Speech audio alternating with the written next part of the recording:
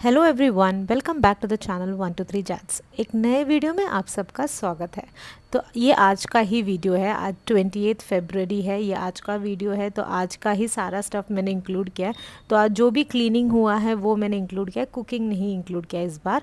तो यहाँ क्या हो रहा है देख रहे हो ना आप सब, रीस्टॉकिंग हो रहा है जो है, और सब सॉर्ट हो रहा है। मतलब जो जो चीज़ें हैं, जो जो ख़रीदना है वो अभी हम लोग सॉर्ट कर रहे हैं। तो ये मम्मी मैनेज कर रही है। नॉर्मली मैं करती हूँ, मम्मी करती हूँ अवेलेबिलिटी के हिसाब से। आज मैं दूसरे काम में थी तो मम्मी ने ये किया था, क्योंकि मम्मी जीरा ढूंढ रही थी। तो वैसे भी एक मंथ के, ये जो मंथ एंड में होता है ना, वो मंथ में हम लोग ऐसा स्टॉक निकालते हैं, क्या क्या है क्या क्या नहीं है, एक बार देख लेते हैं, ताकि नेक्स्ट मंथ के फर्स्ट वीक में जब मैं ग्रॉसरी ऑर्डर करती हूँ ना, तो डबलिंग ना हो, एक ही चीज़ दो बार ना खरीदूँ, क्यों पैसे वेस्ट करूँ ना, इसलिए हम लोग ये नॉर्मली करते हैं।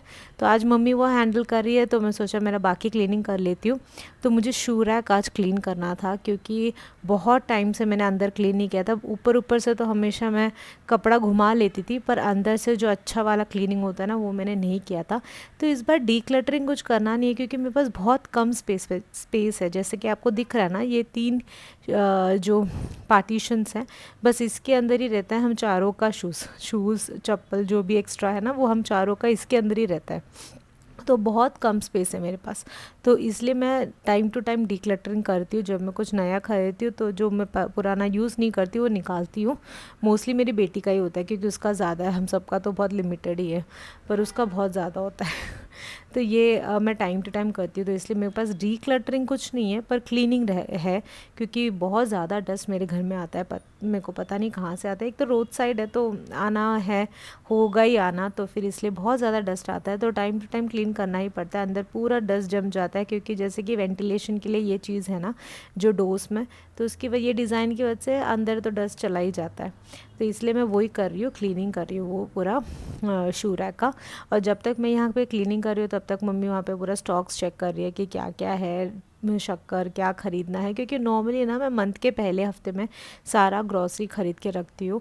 नहीं तो फिर वो मंथ में ना, बीच बीच में जब ख़रीदना होता है ना, तो बहुत ज़्यादा, मेरे को ऐसा लगता है बहुत ज़्यादा ही पैसा खर्च होता है। एक बार ख़रीदो, फिर नहीं, फिर वो मंथ ना ग्रॉसरी के ऊपर आपको खर्च नहीं करना पड़ता है। तो फिर आइडिया रहता है ना कि इतना अमाउंट हमें एक मंथ में ग्रॉसरी में लगता है। वरना बीच बीच में खरीदो ना, तो वो पता नहीं रहता कि कितने अमाउंट लगता है, कितना खर्च हो रहा है। तो जो भी मंथली ग्रॉसरी होता है ना, वो मंथ के फर्स्ट वीक खरीदती हूँ मैं। फिर जो वो मंथ में ना सिर्फ वेजिटेबल्स या फिर जो मीट आता है वही आता है। ग्रॉसरी मैं नॉर्मली नहीं खरीदती फिर उसके बाद। तो बातों बातों में मेरा क्लीनिंग हो गया, मैं वही दिखा रही थी आपको। सारा क्लीन हो गया, सारा अरेंज कर दिया है। तो यहाँ पे मैंने ना कोई ऐसा फैंसी ऑर्गेनाइज़र कुछ यूज़ नहीं किया, क्योंकि वैसे भी ये शेल्फ में ना बहुत कम स्पेस है ये पार्टीशन में। तो जब भी मैं कोई ऑर्गेनाइज़र, मैंने ख़रीदा भी था वंस, तो ऑर्गेनाइज़र यूज़ करने के बाद ना वो मैं रख नहीं पा रही थी सारे, जितना मैं अभी रख पा रही हूँ ना, उतना मैं रख नहीं पा रही थी। और मेरे लिए वो बहुत अनकम्फर्टेबल था, क्योंकि मुझे मैक्सिमम यूटिलाइज़ करना था स्पेस का। तो इसलिए फिर मैंने वो निकाल दिया, वो वैसे ही कहीं पड़ा हुआ है। तो इसलिए मैं कोई ऑर्गेनाइज़र यूज़ नहीं करती। जो भी हमारा नॉर्मल जुगाड़ू मेथड है, उस हिसाब से मैं ऑर्गेनाइज़ करके रखती हूँ अपना शू रैक। तो शू रैक ऑर्गेनाइज़ करने के बाद ना मैं डाइनिंग टेबल में आ गई हूँ, क्योंकि ये एक ऐसा लौता चीज़ है मेरे घर में जो मेरे घर के सारे बोझ उठाता है, मुझे ऐसा लगता है। क्योंकि सारे लोग इसमें ही सब कुछ रख देते हैं, कुछ जो भी अनवांटेड चीज़ें सब इसमें ही रख देते हैं। तो मैं ना अभी क्या स्प्रे करी पता है, एक डीआईवाई क्लीनर बनाया था मैंने, जिसमें पानी, विनीगर और थोड़ा हैंड वॉश लिक्विड, या फिर जो बर्तन धोने का लिक्विड होता है ना, वो डाल दो। तो मैंने यहाँ पे हैंड वॉश लिक्विड डाला है, तो वो डाल के मैंने बनाया था। तो बहुत मस्त काम करता है वो। हाँ, मैं सारे कंटेनर्स उससे साफ़ करती हूँ। जो भी मुझे साफ़ करना रहता है ना, मैं नॉर्मली वही यूज़ करती हूँ। कोई अलग सा कोई क्लीनिंग सॉल्यूशन यूज़ नहीं करती। तो डाइनिंग टेबल क्लीन करने के बाद मुझे कपड़े डालने थे, तो वो मैंने डाल दिया। और फिर ये लॉन्ड्री रूम है, जो हमने लास्ट वीक शायद पूरा इसको मेकओवर दिया था इसका। तो वहीं पे मैं आई हूँ, वहाँ पे थोड़ा बहुत क्लीनिंग करना रहता है, क्योंकि वहाँ पे एक शेल्फ ऐड किया था, जैसे अगर आपने देखा हो। तो जैसे कि ये एरिया ओपन है, तो वो क्लीन करना ही पड़ता है, डस्ट उसमें आ जाता है। तो वही मैं क्लीन कर रही थी वो। और फिर मैंने अपना वॉशिंग मशीन भी थोड़ा बहुत क्लीन कर दिया। उसके बाद मैं आ गई हूँ किचन में, जहाँ पे मम्मी ने सारा देख लिया है, मम्मी ने सब कुछ कर दिया है। तो फिर बाद में जो भी छोटू मोटू क्लीनिंग है वही बचा था, तो मैं पहले झाड़ू निकाल दूँगी, और उसके बाद जो भी मुझे थोड़ा बहुत क्लीनिंग करना है वो करूँगी।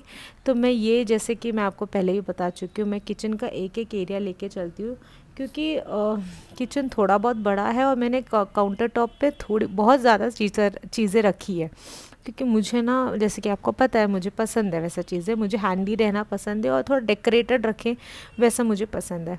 तो इसलिए मुझे यहाँ पे टाइम टू टाइम क्लीनिंग करना ही पड़ता है। I know it's an extra effort but I am okay with it. तो मैं वही कर रही थी। यहाँ पे मैं अपना DIY क्लीनिंग सोल्यूशन है ना, वो स्प्रे करके सारे जो भी टी कॉफ़ी जार्स है ना मेरे, सब कुछ क्लीन कर रही हूँ। और वो बहुत ईजिली क्लीन हो जाता है, मेरे को कोई स्कॉच ब्राइट से रगड़ना भी नहीं पड़ता। वो ईजिली एक बार सोल्यूशन डाल दो, 2 मिनट रख दो और फिर एक क्लोथ से वाइप आउट करो और सूखे क्लोथ से भी वाइप आउट करो, तो हो जाता है हमारा कंटेनर क्लीन। मैं ऐसे ही क्लीन करती हूँ पूरा अपना काउंटर टॉप भी। तो बातों बातों में मेरे सारे क्लीनिंग हो गए। जैसे मैंने टी कॉफ़ी, एक ही एरिया लिया था टी कॉफ़ी कंटेनर का, तो वो पूरा क्लीन हो गया। अगले दिन मैं अगला सेक्शन लूँगी। मैं ऐसा ही करती हूँ क्योंकि एक दिन पूरा नहीं लेती मैं। तो आज मैं सिर्फ यहाँ पे, क्योंकि यहाँ पे बहुत ज़्यादा गंदा हो गया था, तो इसलिए फिर मैंने वो एरिया लिया था। और वीडियो में आगे बढ़ने से पहले, अगर आपने वीडियो को लाइक नहीं किया, अगर आपको मेरे कंटेंट पसंद आ रहे हैं तो प्लीज़ कंसिडर लाइकिंग। अगर कुछ पसंद नहीं आ रहा है तो ज़रूर मुझे कमेंट में बताइएगा।